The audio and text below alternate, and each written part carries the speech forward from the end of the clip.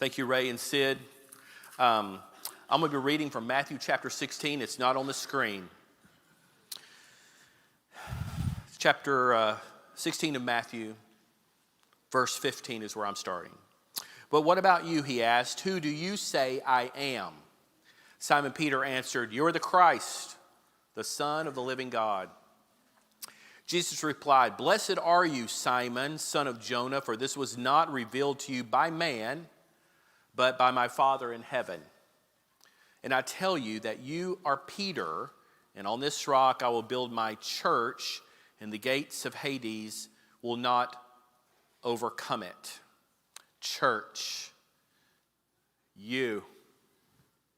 I think I've said from this very place before that I have been going to church all of my life. My dad was a preacher. Even when he was a dean of a school, he preached.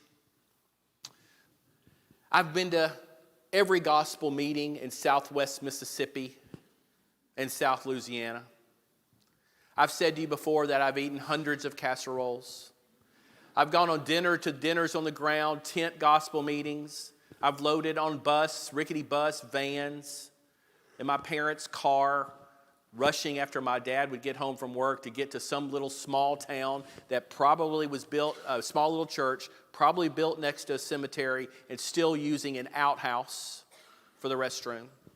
I've gone to singings, every youth event, funerals, weddings. I've cleaned baptistries from mildew.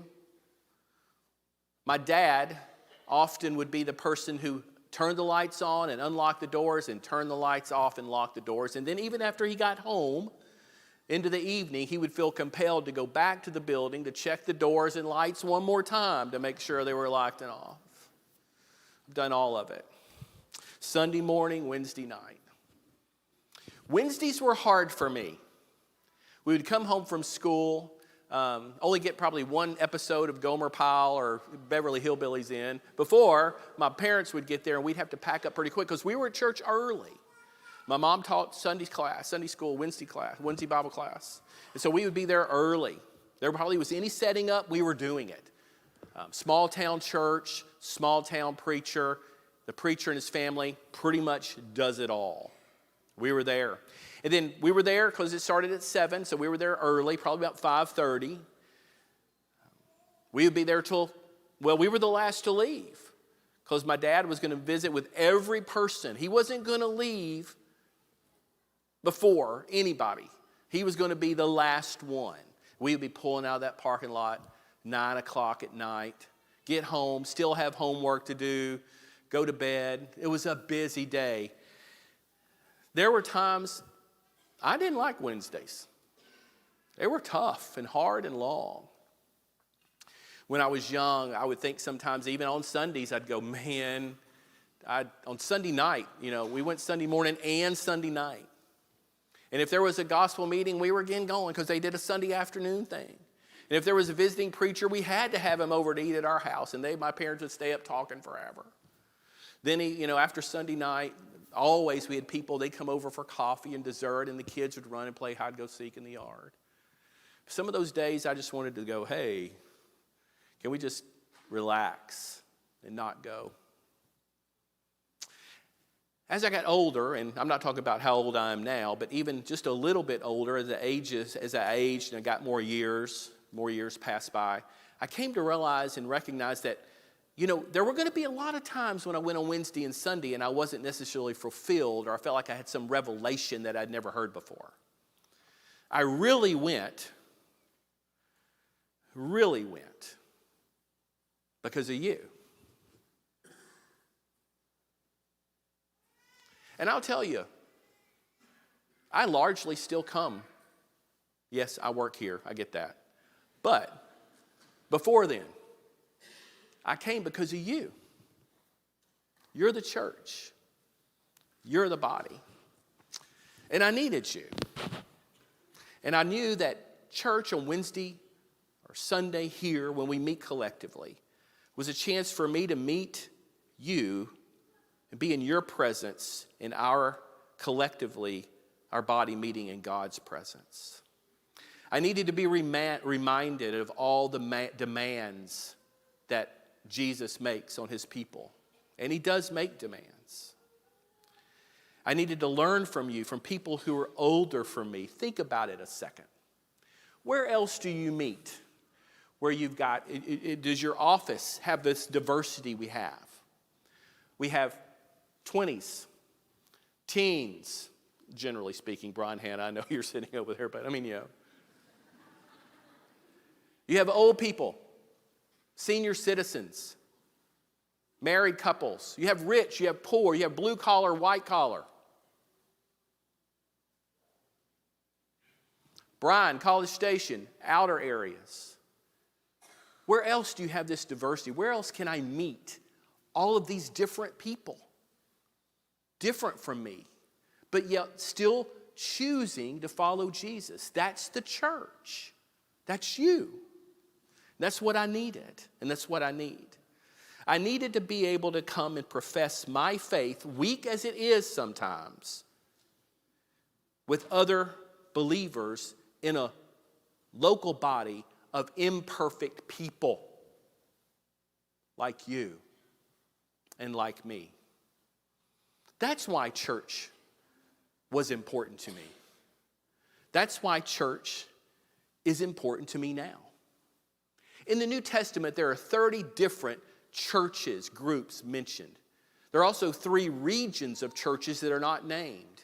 And that doesn't even take into account the early Christians in Acts 8 who were dispersed after the stoning of Stephen, who were meeting in little pockets, who knows where, in caves and secret places, in shut, little basements or whatever, attics, who knows? Still worshiping. This church, this body, a long heritage and history of people meeting together like you and like me, and I need you. I'm going to read a couple of passages, one from Romans and one from 1 Corinthians, that talks about the body and our parts and how we work together and how important we are as we function together. I'm going to be reading from the screen. Romans 12 is first, and then 1 Corinthians passage. But just as each of us has one body with many members, and these members do not all have the same function, so in Christ we, though many, form one body, and each member belongs to all the others.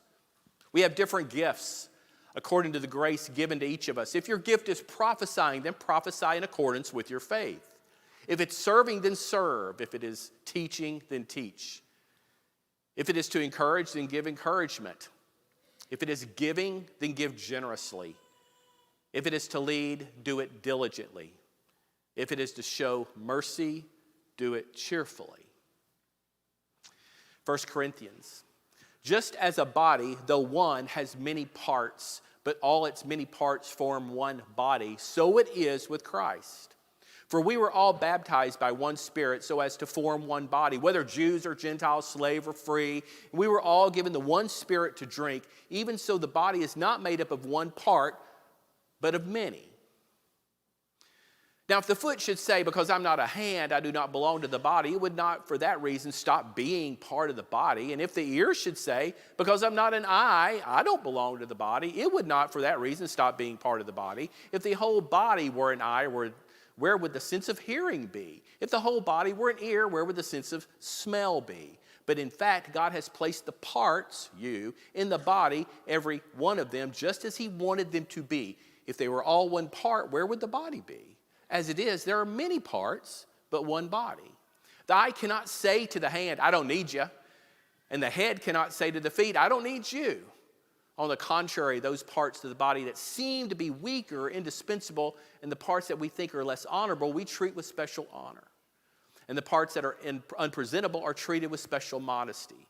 While our presentable parts need no special treatment, but God has put the body together, giving greater honor to the parts that lacked it, so that there should be no division in the body, but that its parts should have equal concern for each other, and ending with a spectacular sentence, if one part suffers, every part suffers with it. If one part is honored, every part rejoices with it. I wrote this list. It's not all-encompassing, but I want to read it to you. People who stack chairs. People who put out the communion. You people who teach. You people who mow. You people who donate suitcases when we ask for them. Who help with showers. Who wash the baptistry clothes. Who fix the coffee. Who pull the weeds. Who vacuum these floors. Who put the chairs out. Who makes sure the sound works. We all have our gifts. You might be fooled into thinking that because I or someone else is standing up here that we're the most important part, but you'd be way wrong. My opinion, and I'm saying this is my opinion, is that largely our greatest blessings in this body, in the way we all function, in the way we fit together well, is more a product of what happens out there than what happens right here. It would be wrong to think that I, because I'm speaking, have more impact than the person who puts down or stacks the chairs. You'd be way wrong. In fact, a lot of the things that make us as a body feel good, those feelings that we have of warmth and kindness and good, happen not because of what I or someone else says from this pulpit. It happens from what you say together out there in the foyer or after class or in the welcome center or by the coffee pot. So don't ever think your role is minor. But get you a role. You have a role. Engage with your role. Because I depend on it. And you depend on it. We don't function well without all of us playing our part. I think the roles we tend to think are the most minor, first of all, that's a wrong way of thinking. But they're the most indispensable.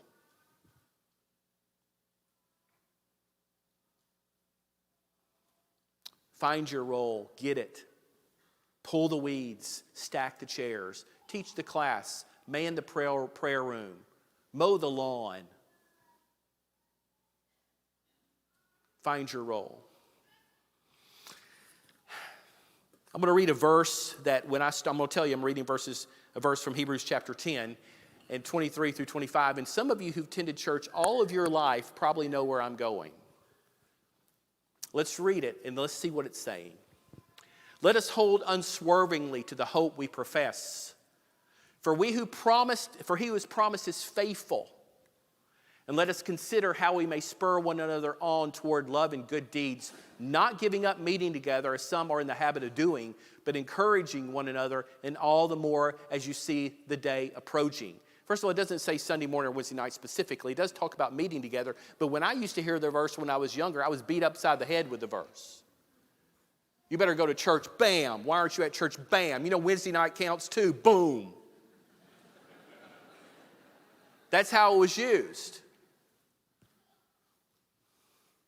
But let's look at more of the words, better words, or just as good words. Hope that we talk about hope a lot here. Hope, spur on toward loving good works and encouraging. You know who needs spurring? You know who's got the job of spurring? You know who else needs encouraging? You do. You could raise your hand. You know who's got the job of encouraging? I do. Yes, we need to be here. But our meetings together are more than just here. Have you ever been to Rose's after second service? I mean, we're just moving down there. Coffee shops, having somebody in your home, meeting you in HEB, run across you at the post office. We all can encourage. We can all spur on to love and good deeds. I need it. The sort of chance meetings and the official meetings. Because I need it and you need it. I watched you come in, sort of, and then I gazed when I was here. And I'm going to talk a second about some of you specifically, and you have no clue that I'm going to do this. So, if you hear your name, I'm not going to say anything bad. You can let the heart settle.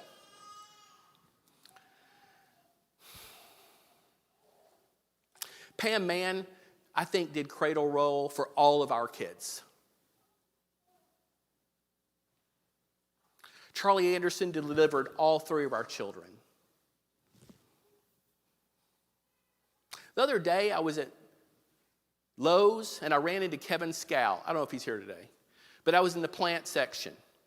My opinion is if you're in the plant section of any place and you're having a conversation, Kevin Scow is a good person to have a conversation with. He knows his plants. We were talking about plants. I didn't know I'm just going to Lowe's trying to fill in what had died in the ice-pocalypse. I'm just picking, I don't know what I'm picking.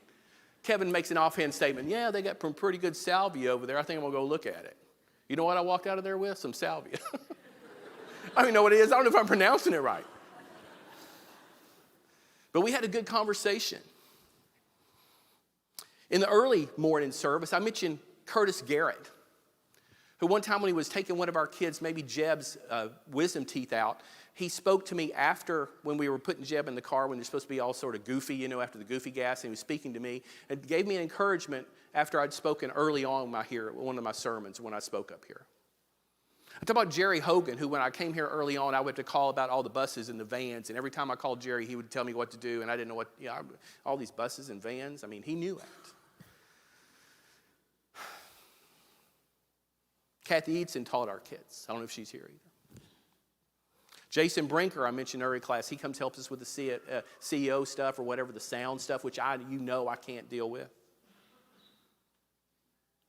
I could look around the room and notice all kinds of people who've encouraged me or who've met some need of mine. You know why? Because I depend on you and you depend on me.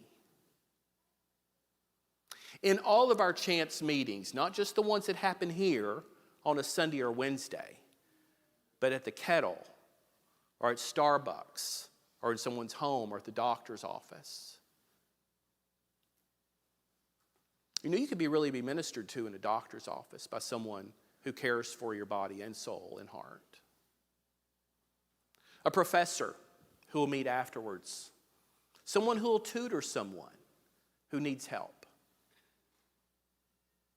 Or we put something in the, all stuff we send out, hey, we got this need, and you just meet the need. How helpful is that? We play our roles. We can all encourage, and all can spur on. I need it, and you need it. Whether we gather daily or weekly. I tell the students, and I think I have a sign up there on the AFC that says, take care of each other. And that's what I want you to do. I'm just going to tell you straight up. I want you to take care of me.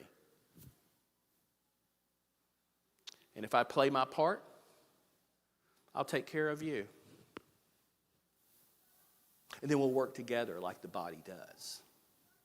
Hands and feet and eyes and ears.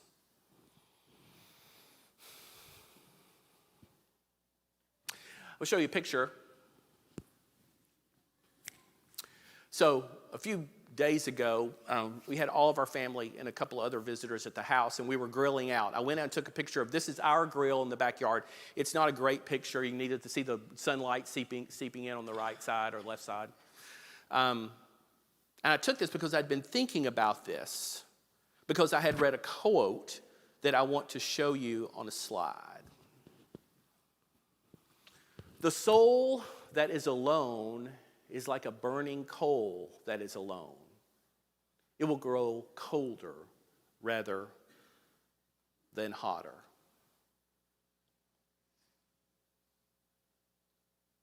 You and I, you know what we are? We're coals.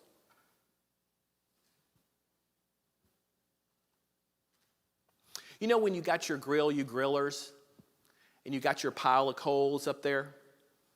You put the lighter fluid on, or if it's just a match light, you got the flames going. But you got this, you pour the coals in there from the bag of charcoal. There's one little lone coal over here. It's not going to stay warm very long. What do? Take your tongs or your little whatever pointy thing, and you brush it back over, don't you, into the pile. That's what I want you to do to me. Because out there on the side of the grill, I'm not going to operate very good. I'm not going to stay warm very long. I'm going to need you to take your tongs and brush me over to the pile, where together we stay warm, and together we can be a fire. Otherwise, I'm going to be out there and I'm just going to get colder and colder and colder. Another quote, the Christian faith should come with a warning label. Do not attempt to practice alone. Because I need you and you need me. And I need you to take care of me and you need me to take care of you. And I want to be where the warmth is. And that's when all of us are all together. Warm. I like being warm. Recently, we took our graduate students who are graduating on a retreat, the class of 2021. And what we do that for is mostly a lot of it's fun, honestly, but we try to talk about the transition from college to after college. So the transition from being a senior in high school to a freshman year, I think is a difficult transition. I think an equally difficult transition, but one that we haven't given a lot of attention to, or I haven't, early on in my tenure here, was the people who are graduating, who are going to what's after school. That transition is difficult too.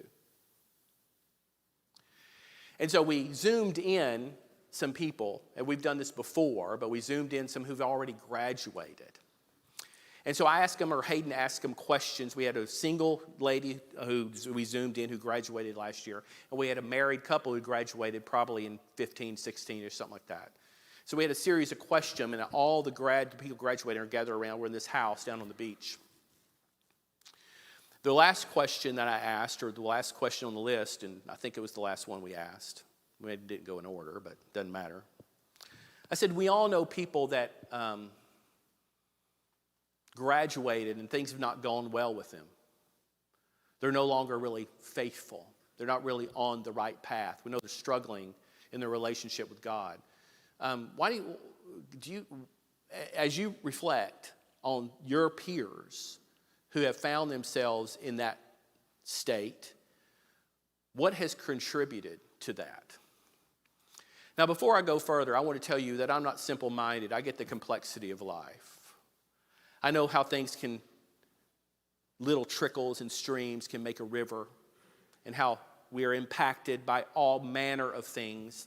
There's a lot of contributing factors that lead us in one direction or another, or make us find wherever we are at. I mean, where we are right now is really a factor of a lot of things, is what I'm trying to say.